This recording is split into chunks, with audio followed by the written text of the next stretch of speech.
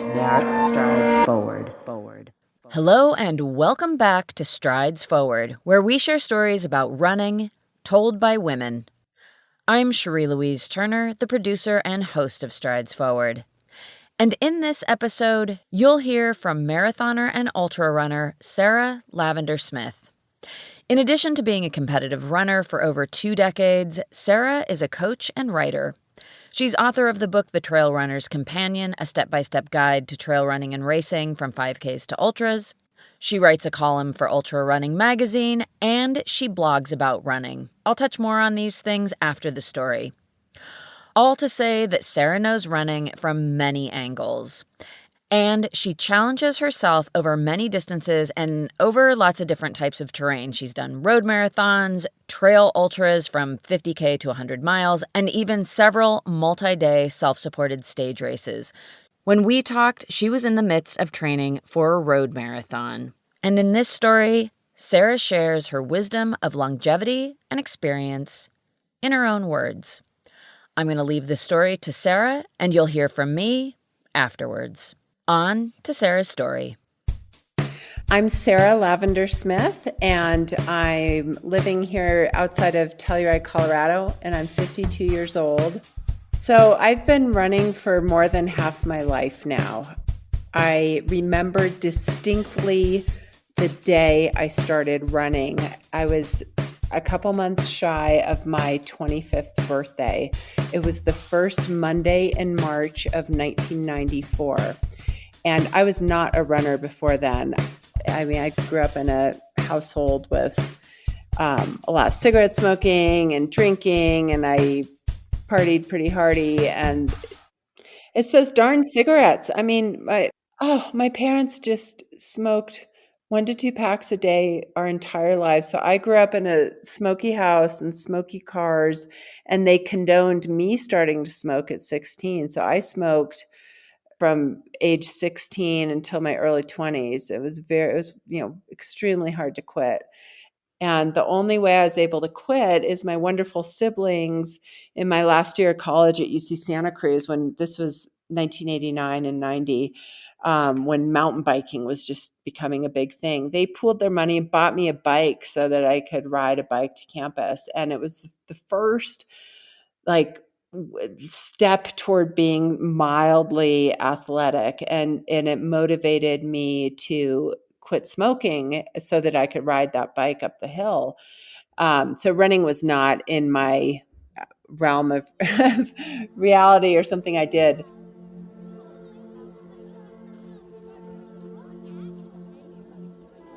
That changed my first year in graduate school in Berkeley when I went and watched a couple of friends run a marathon. It was the Napa Valley Marathon in 1994. And I was blown away. I'd never witnessed anything like that. And I was so inspired by all the average looking people crossing the finish line.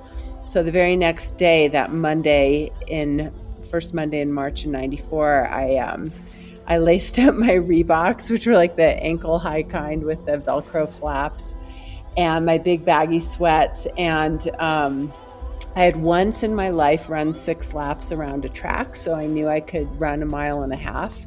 So I got in our Toyota Corolla and zeroed out the odometer, and I drove 1.5 miles away, because back then we didn't have GPS. So I knew I could run 1.5 miles to that point, and then I would walk home. And I drove back home and I went out and did it. I started running and I just felt so good. I said, I am running home. So I turned around and ran all the way back, and I totaled 3 miles. So that was my first real run ever. And it really took hold of me. I got better at it. I made a goal to go run the marathon that my friends had done 1 year later. And I made a goal to run the whole thing and try to break 4 hours by running an average 9-minute pace. And I did it. And that was my first marathon of many. I've run over 100 marathons and ultras at this point. And I got into it because I think it was an outlet for my stress as a graduate student at UC Berkeley's Graduate School of Journalism. I was very stressed out and not very happy in hindsight. And I think it opened up a world that I hadn't been aware of. And just the physical feeling of well-being of my body generating heat and energy and losing weight and feeling the best I'd ever felt. I just had never felt physically so good. And I think I liked the immediate feedback and also the way that I could quantify success and build on success by growing my mileage volume and following a training plan and all those kinds of things. When I was dealing with some very stressful things in graduate school, running was always there for me. Running always gave me a sense of success and healthiness and friends. That's the other thing. I had friends a little bit in graduate school, and I was married at that time. It was unusual because I married my husband young, but I didn't have a great friend group until I plugged into Runner Friends. So it opened up a new world socially. And, we just have a runner friend. It's very therapeutic. I will say it can be troublesome too. A running relationship nearly destroyed my marriage back in the mid 2000s because running creates intimacy. I was in a training group. When I was road racing, I was really at the peak of road marathoning. And there was a person in that group I really needed to separate myself from. And it was one of the hardest things I ever did, breaking up with that person in that running group. And I changed everything and I started running trails by myself. It was a very difficult time in my life. And I found solace and solitude and sort of a rebirth on the trail.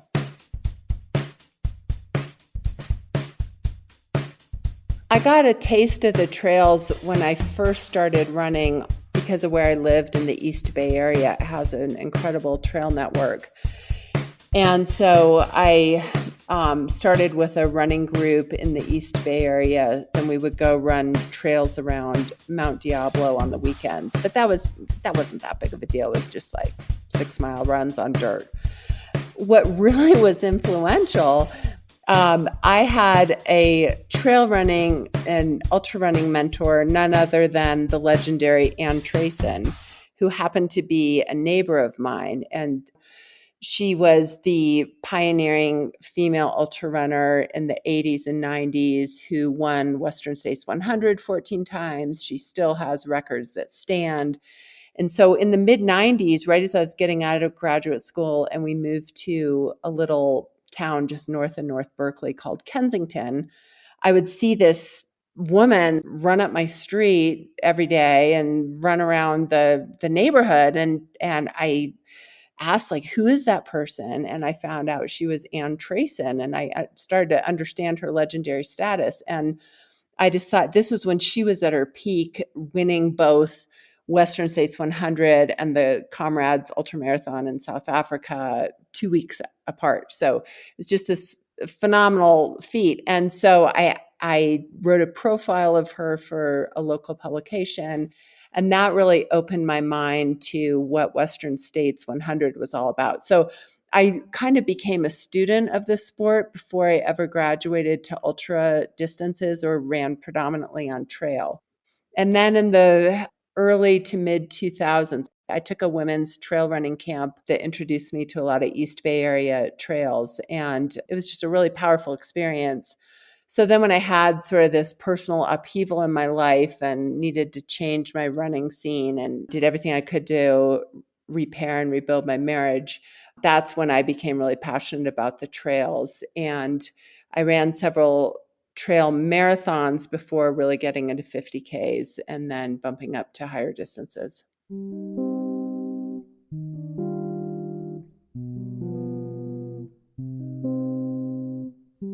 I had the bizarre, surprising experience of winning the first 50K I entered.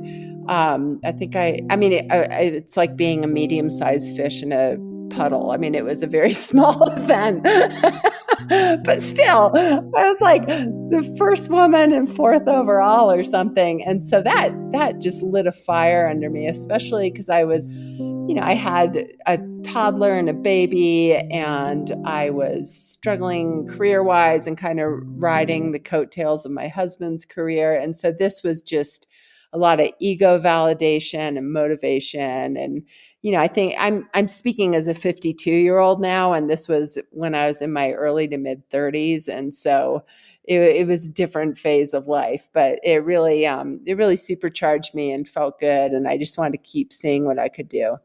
And so much of what I love about extra long ultras, 50 to 100 miles, or the self-supported stage races over a week that I sometimes do, it's so strategic.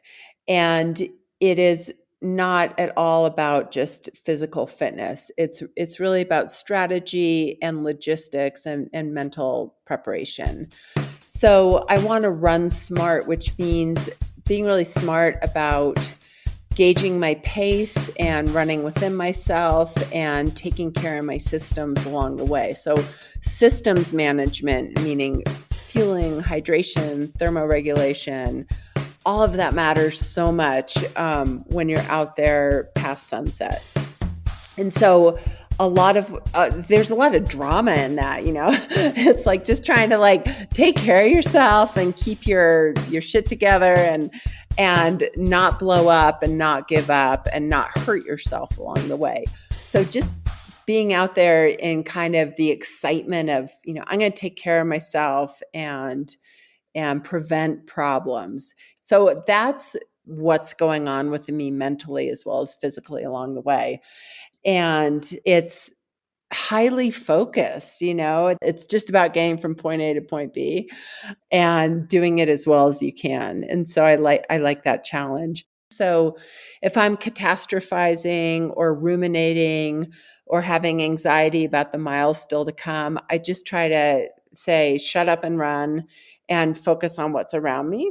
And one of the tricks I do to employ that was reinforced by having a client of mine is visually impaired, and he needs a guide to run with on ultras. And so I pretend I'm being a guide to a visually impaired person, and it forces me to narrate in my head what I'm looking at and the trail we're covering.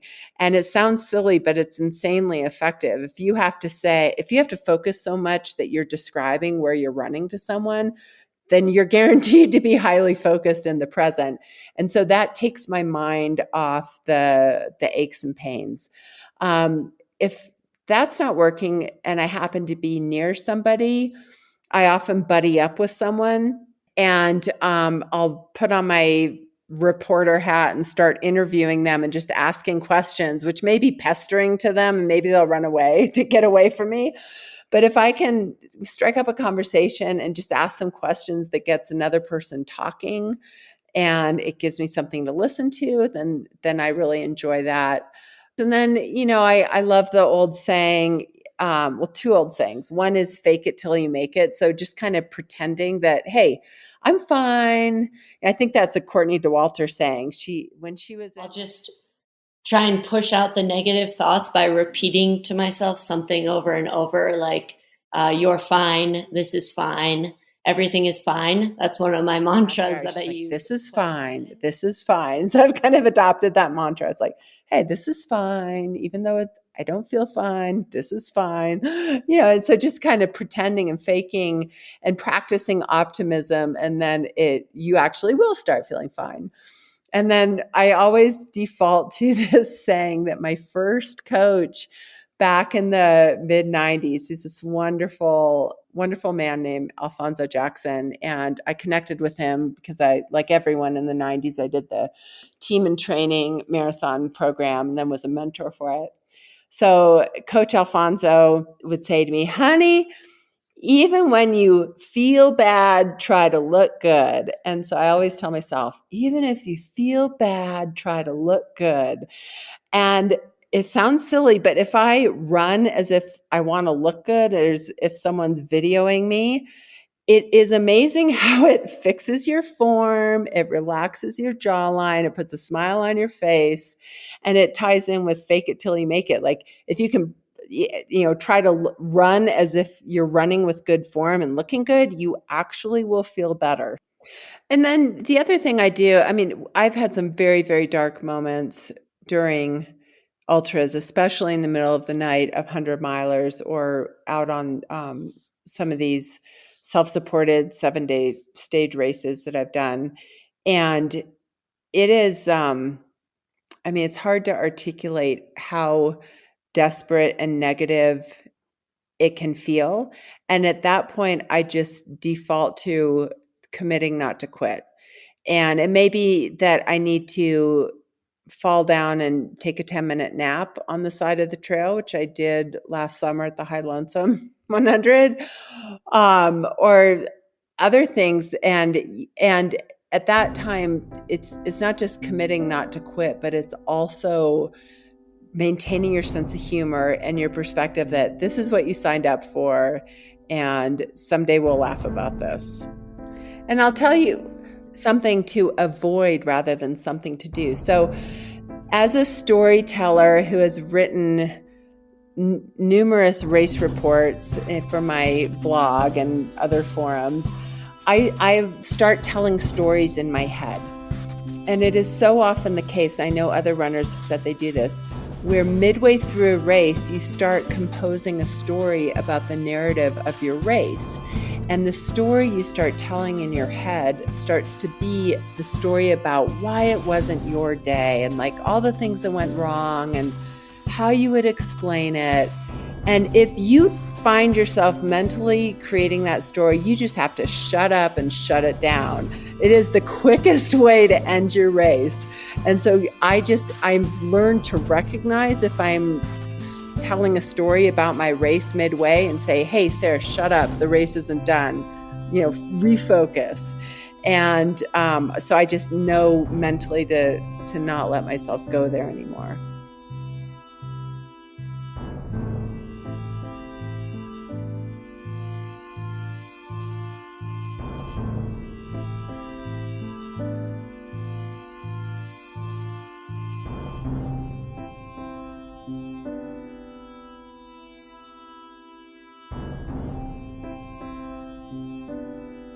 So I have two wonderful kids, my daughter Collie, who's now 23, and my son Kyle, who's 20.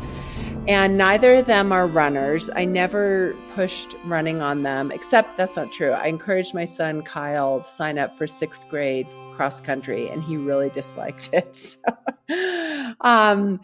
So honestly, running was always a bit separate from parenting, and it was good for my marriage and relationship, I think, in my family, in that when I did my disappearing act of going on a long run on the weekend for half the day, it gave my husband a time to reconnect with the kids after his work week and put him in charge. So I always actually honestly kept my identity as a mother somewhat separate from my identity as a competitive runner.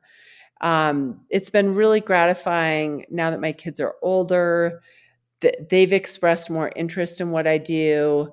My daughters, they're actually both more athletic now, and my daughter in particular loves the trail, although more hiking than running. But it's my identity as a mother, which is the thing I'm most proud about, way more than what I've done as a runner or a coach. I'm fundamentally mostly proud that I've raised two kids who are happy and healthy, and I have a good relationship with them. It's like I am so grateful for how my kids have turned out and our relationship, and I'm so grateful for my strong and happy marriage too. So those are like the bedrock parts of my identity is that family, that our family foursome and our home. And then, so my running is really just an adjunct of that and something I do separately from it. So I would say it's really my thing. It's my thing separate from what I do in other realms of life. So I never dragged my family to races. But we did have some special getaways, and it really culminated around my wonderful once-in-a-lifetime experience in 2016 of running Western States 100, because then my husband and 2 kids, they got really excited for me. And they were old enough at that point, because my daughter was a senior in high school and my son was a freshman. So they were teenagers, and they thought it was really cool. And they just had a blast all during the day until I got to the critical aid station of mile 62 at Forest Hill at like 7 p.m. at night. I was right on 24-hour pace. And I get there, and it was just 3 tired faces. They were burned out by the end of the day. They had had their fill. And so even though it was wonderful having them during that experience, I'm glad I had another couple of friends as my other crew members. But I tell you, having my son at 5 a.m. or something meet me on the road leading to the Auburn track, and he was all excited, and I get to the track, and there's my daughter on filming me with her phone, and then she put her phone away, and then my kids ran with me around. I'm like getting teary telling this because it was so special that they were there, and they were really impressed. And so that I know that they admire what I do, and I think it has definitely made them more outdoorsy and athletic in their own ways. But we've had some good times together for sure.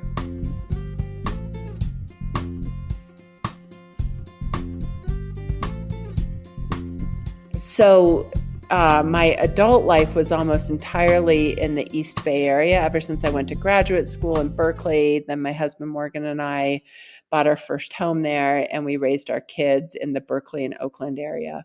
But my family roots on my dad's side are here in Telluride. My grandfather was born and raised in Telluride, and his grandfather was a town founder.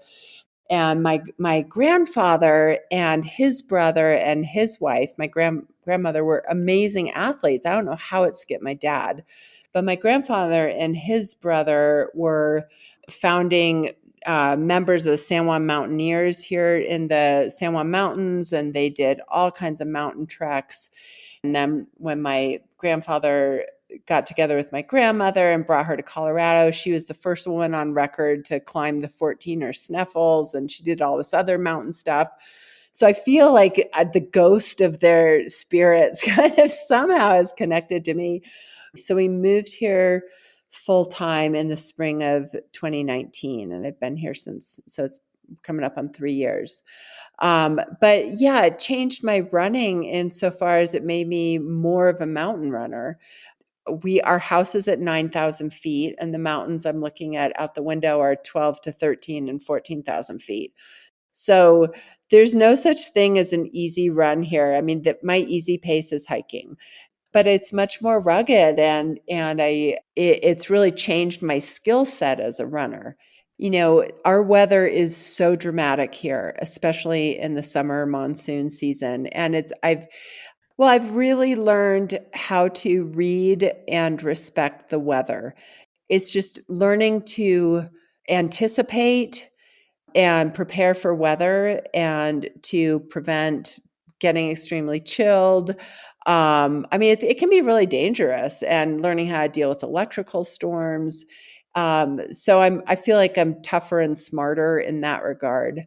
And just more generally in terms of learning trail safety. And so, I've taken wilderness first aid, and I've had to deal with some serious cuts and stuff along the trail that I previously might not have known how to deal with. And I have more fully embraced and learned about what it means to get up and down mountainsides, and, always trying to get above tree line in the summer, and hiking is a lower gear of running. But I think that's why I'm going back to do a road marathon. I don't want to lose the runner part of me, the one that can run 26 miles decently well without a break. So I'm trying to get some balance there. But I've been thinking a lot about competition because road marathons intimidate the heck out of me now, because it is it is so humbling because I'm so much slower than I used to be. And I'm slower now, not just as a product of aging, but it's because I live in the mountains now at high altitude. And a lot of my so-called running combines hiking over really rugged terrain in the thin air.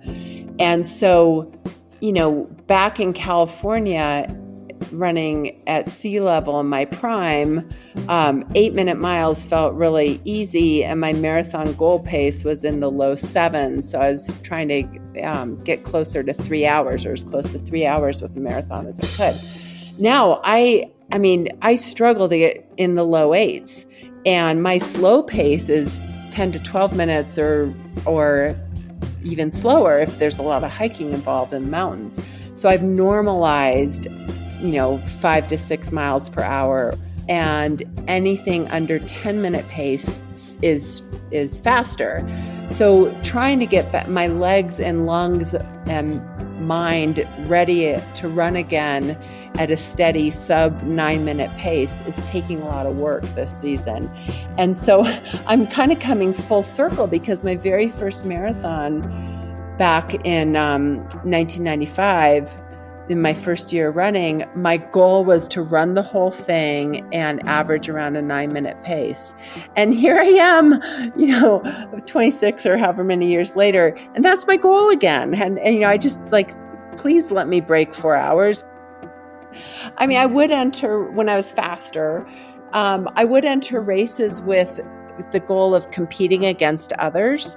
So it was kind of arbitrary, but I would love to be on the podium. I'd love an age group award, or even in really competitive races like Lake Sonoma 50, I'd say I want to be at least in the top 20. So I'd have these quantifiable or outcome-oriented goals that related to other people's performance and competing against other people.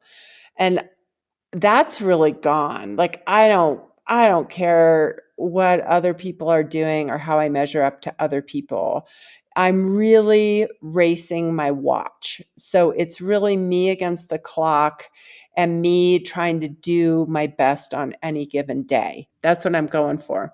And so I'm just entering this road marathon, trying to run the whole thing, have respectable 8.5 to 9-minute mile pace, and get under 4 hours. That is more than I'm competing with my watch and trying to keep my ego in check, and just practice self-compassion for where I'm at right now, and try to be my own biggest cheerleader and say, hey, it is great. You are challenging yourself by getting off the mountain trails. And to me, running without stopping on pavement is a different kind of challenge and a daunting challenge.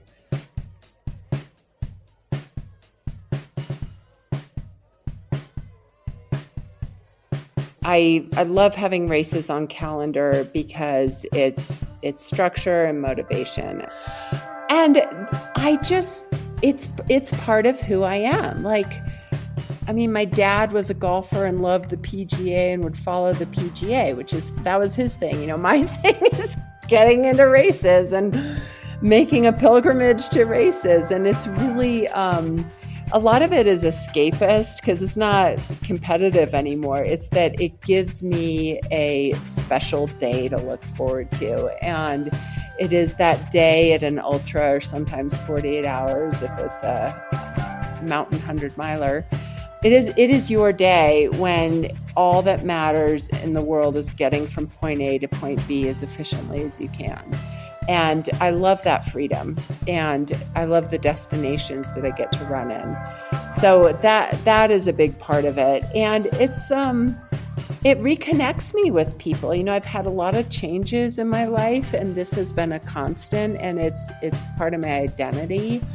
And I love it. I'm so happy and grateful to have it in my life, and it helps keep me young. I feel really good in my early 50s, and I want to keep doing races. So why would I stop? There are just so many things in this story that I love. So many great takeaways. And yeah, why ever stop racing? I completely agree with Sarah. And she's got some big events lined up this year. She recently ran the marathon she was training for when we spoke, and she did meet her sub-4-hour goal. Congratulations to Sarah on that. Coming up, she'll be racing the Miwok 100K, and she got into the High Lonesome 100-miler, which is a grueling event. She's also got a lot of other great events on the horizon, so we wish her the best of luck in all those great challenges. And you can join me in keeping up with Sarah on Twitter and Instagram. She's at Sarah Running, and that's Sarah with an H. And in there, you'll see information about Sarah's running as well as her horses. Sarah is also a very avid horsewoman, and she has 2 horses out there in Colorado with her. They are beautiful, and she posts some really great photos of them. You can also subscribe to Sarah's Colorado Mountain Running and Living. The title speaks for itself as to what the subjects are that she writes about, and in there you'll find a full race report from the marathon she just ran. Sarah's race reports are always a great read, so I definitely recommend checking that out. I also recommend her previous blog, The Runner's Trip. She's not adding to it anymore, but there's still tons of articles about training and running, and there's some personal essays in there, and Sarah's just a really good writer, so enjoy checking all of that out. And check out Sarah's book, The Trail Runner's Companion. It's filled with lots of really useful information. And of course, I will link to all of these things in the show notes, so you can go there to follow up on all these items.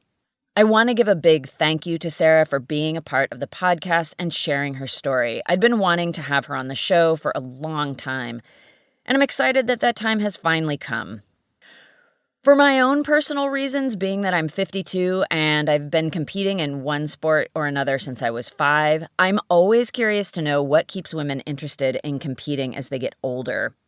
For me, I love to race for many of the same reasons that Sarah does. It keeps me focused, it gives me a reason to go to new places and try new things, and it is always fun to share meaningful time with friends. Race time together and as well as training time together, you just make special bonds. And having listened to Sarah's story, I now want to try this idea of trying to look good. We'll see how that goes, and I'll keep you posted. And on that note, to keep up with future episodes, please hit the subscribe button. And also, please share the podcast with your friends. I'd love for these stories to inspire and inform as many people as possible, and word of mouth is a tremendous gift to us in that mission. So thank you. And thank you, of course, for listening. As I say at the end of every episode, we love sharing these stories, but we couldn't do it without you. It is just the truth. And I welcome you to visit our website, stridesforwardpodcast.com. We're also active on social media, on Instagram and Twitter, at stridesforward. That's our handle in both places. Also know that I do not make this show by myself. Cormac O'Regan does all the original music, and he does sound design. He does that from his studio in Cork, Ireland, when he isn't out training for the Rotterdam Marathon, which is coming up in April. April Mariner of Bonfire Collaborative does all the design work for the show, including the website, merch, logo, and all the social media. April comes to you from Truckee, California, and you can find her at bonfirecollaborative.com. And yes, I'm Cherie Louise Turner, and I'm coming to you from my closet in Somerville, Massachusetts. Thank you so much again for listening, and until next time, we all wish you many healthy, joyful strides forward.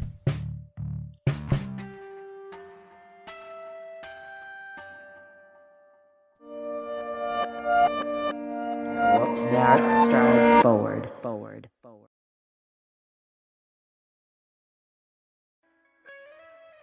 Hear Her Sports is a podcast for everyone who loves stories by and about women striving to improve and make a difference in their lives. I am your host, Elizabeth Emery, a former professional cyclist. In every episode, I introduce a female athlete or woman in the business of sport through a thoughtful conversation about who they are and the terrific work they're doing. My guests and I explore the glorious and frustrating issues in sports, history, equity, training, nutrition, and so much more. Join us for inspiration, for community, and for love of being a strong, athletic woman.